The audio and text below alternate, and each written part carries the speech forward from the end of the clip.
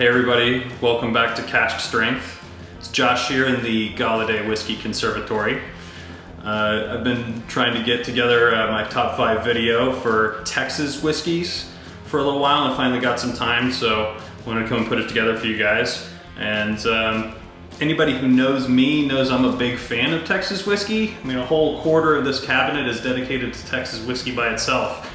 A lot of people, and it would be fair to assume that all 5 of those would come from Balcones. I know, I get it, I'm the fanboy, but I painfully restricted myself to only 1 pick per distillery. So we got a variety in here, don't worry. It's not gonna be all Balcones, I promise. So before I get into the whiskey itself, I wanna emphasize that everything I've picked here is a grain to glass Texas whiskey. And what do I mean by that? Grain to glass to me means the whole process from milling the grain, mashing, fermenting, distilling, maturation, blending, and bottling occurs in the state of Texas. My general opinion is that sourced whiskey is absolutely fine.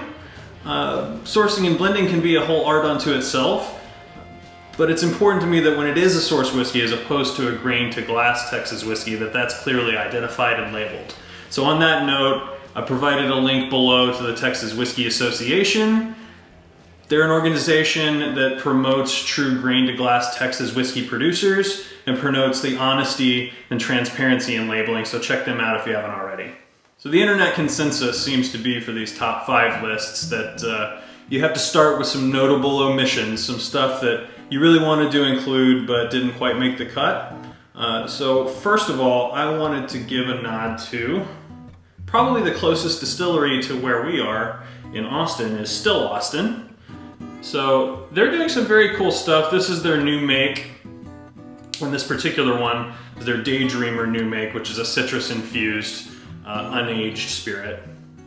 They do have a bourbon that's coming out this year that I'm really excited to try. They've actually very specifically not sourced anything, produced all of their own whiskey, aging all of their own whiskey, and waiting for that to mature before they release an actual bourbon. So I think that's very cool. I really support what they're doing. And in fact, even the new make flavor infused spirit kind of surprises you. It's not flavored in the way that you might expect. It doesn't taste artificial. It's not sweetened or anything like that. Goes great in cocktails, and they're doing creative stuff over there. But I'm really excited to try that bourbon when it comes out later this year. All right, so the next one that I have here is Lone Elm out of Forney, Texas. They're making a wheat whiskey, which not a lot of people are doing. That's very cool. It's 90 proof. I think they have some single barrels out now and a cask strength version. It is a certified Texas whiskey. This is new to me, and I've shared it a little bit and gone through a little bit of the bottle so far and I'm enjoying it. It's really interesting stuff. I just need to spend a little bit more time with it, maybe visit the distillery. I just don't know that much about them. I'm not as familiar yet, so I didn't make it into my top 5 this time, but I think it has a lot of potential. The stuff that they're doing seems really promising, so excited to see what they have in store for the future as well this year.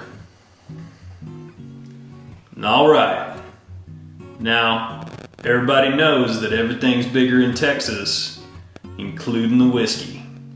So let's find out which whiskey's saddled up to come and take it.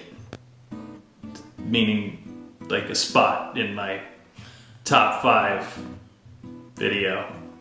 First up, I've got a whiskey that comes from one of my favorite places to visit. It's out in Blanco, Texas, which is very close to Real Ale, which also they make whiskey as well out of their Real Spirits line.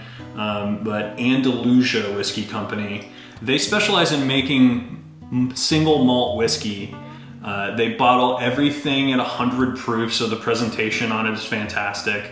My favorite out of their line is the Striker.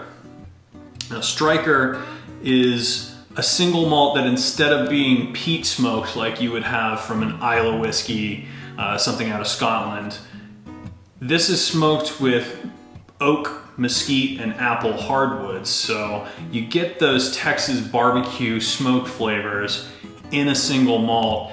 So I first tried this out at their distillery, and it's been a mainstay in my cabinet ever since. It's got a light smoke character. It's not aggressive. Their malt to me tastes very light and clean and fresh as well. It's like sweet smoked barbecue in a mouth-watering malt whiskey form. Again, it goes great in cocktails also. They make some amazing stuff out there. They actually have whiskey-filled chocolates in their tasting room, which are incredibly delicious. They've done some special releases and cask finishes to Striker. This happens to be one of them, which was kind of a cool collaboration between them and another local distillery, Treaty Oak. So this Striker was finished in Treaty Oak rum casks, which lends, of course, a rum, sugar, and spicy character to this smoky, malty whiskey, really just adding a whole layer of complexity. It's delicious, fantastic stuff. We went out to Andalusia on the day that this was released and picked up some of the first bottles to come off of the line. It was so good that we bought 3 bottles that day. So I'm just starting to work on my second one here, and absolutely had to make my top 5. It's one I'm just never gonna be without a bottle of Striker. And speaking of Treaty Oak, my number 2 Texas whiskey this year is Treaty Oak's Ghost Hill Bourbon. In terms of distilleries I like to visit, just like Andalusia, Treaty Oak is the most beautiful property. It has such a relaxed vibe, and that makes it one of my favorite places to visit. Not only do they make good whiskey and amazing cocktails, they have this restaurant on site that makes incredible foods, consistently fantastic. The Ghost Hill is 95 proof, so 47.5%. And I mean, come on, the labeling, the cool bottle that they've come up with, they recently revamped their marketing and the way that the bottles look. And I just think it's so cool with the little kind of third of it exposed at the top. They provide a bunch of information on the bottle as well as on their website. It is exactly what goes into the whiskey, exactly where it was made, all the details, all the nerdy stuff that people like you and I might care about. So I just want to give them a shout out for being even more honest and transparent about what they're doing than they even really have to be. They do have sourced product that they put out at Treaty Oak, and they tell you very clearly on those bottles where it came from. So the last time that we went to Treaty Oak, we filmed a little sort of montage video. We'll put a link to it up here so you guys can check it out if you haven't seen it already. Just such a beautiful, cool place to visit. The Ghost Hill has this kind of mild oaky character to it, which, Texas whiskeys can have a bit of an aggressive oak character. This one's a little bit softer, a little bit milder, but it's still present. A little bit of, your typical bourbon notes of corn and a little bit of rye spice, but on the palate it's a lot more silky and soft and rounded with kind of some dark fruit and caramel notes. Just really great stuff, drinking neat in cocktails. It's kind of a great staple to have in the cabinet. So if you make it out to Austin and you want to check out some distilleries, go out. It says right on the back of the bottle, made in Dripping Springs, Texas. It's just a short drive outside of Austin to go check them out. At number 3, we have Iron Root Republic Harbinger Bourbon. I've just had Iron Root for the first time this year, and I've quickly become a big fan of theirs. First of all, seeing their bottle on the shelf, it's got that cool kind of coffin style bottle. You can see there that, it's got this embossed, you call that embossed? I don't know. It's got a badge. It's got a badge of some kind, big R in the front of it. Just really cool, kind of minimalist but striking design. I really like the way that they're doing their branding and marketing. It's very cool. Good information on the front of it. This Harbinger comes in at 57.5%, aged for 27 months, not chill filtered. They seem to be really merging tradition and innovation in a way that delivers something pretty special. They make their somewhat more widely available Promethean bourbon, which I'm a big fan of as well. I like it quite a bit, but the Harbinger just edged it out for me.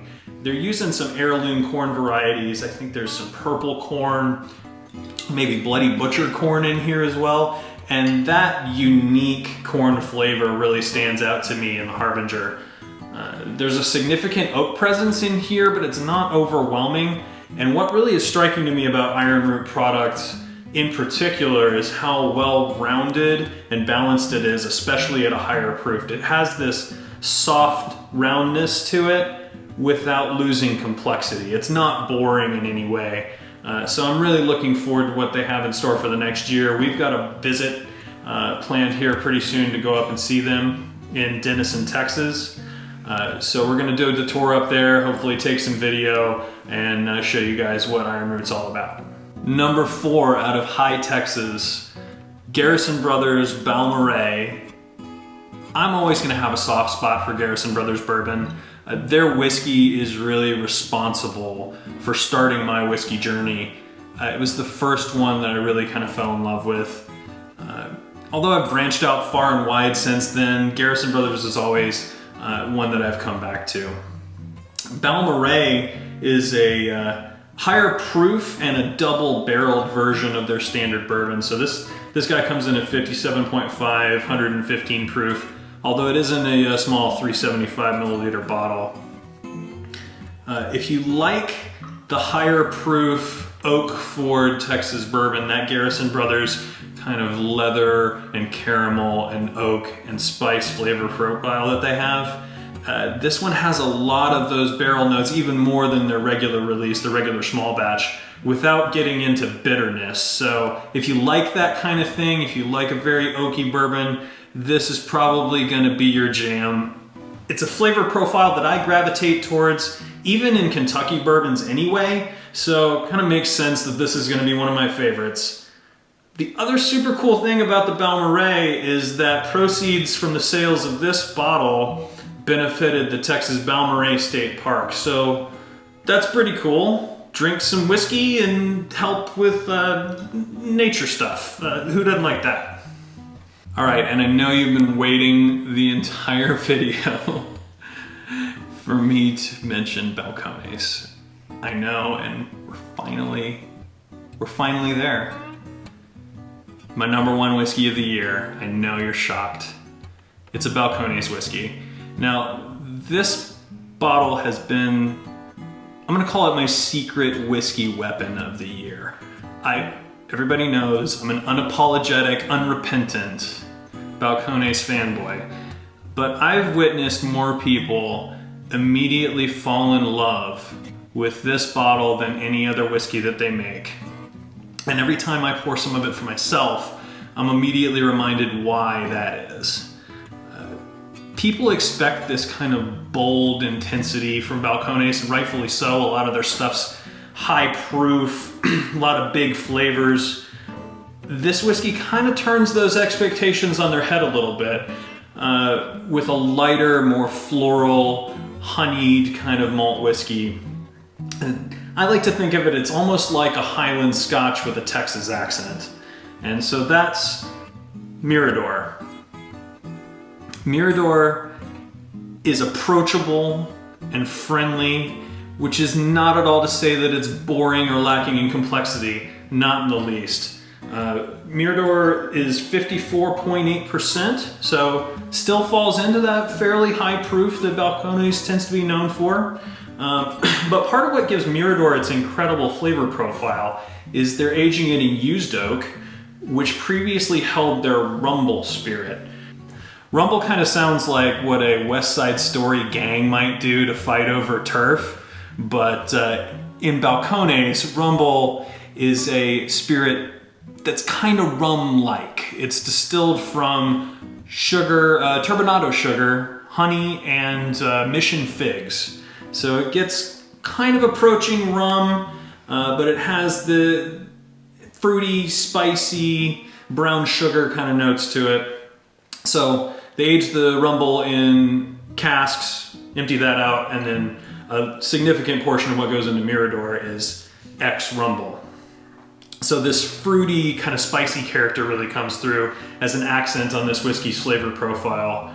And what it always brings to mind for me is the buttered cinnamon toast that I used to love when I was a kid, my mom would make for me.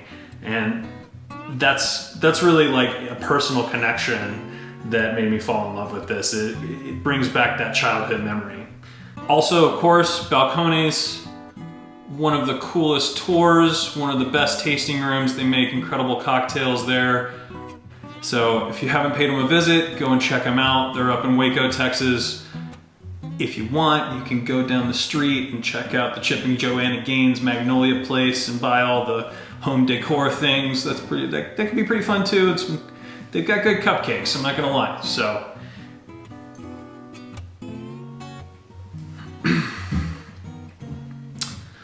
that's it. That's my top 5 Texas whiskeys of 2018. Let me know what you think in the comments, or if you had any favorites that didn't make the list.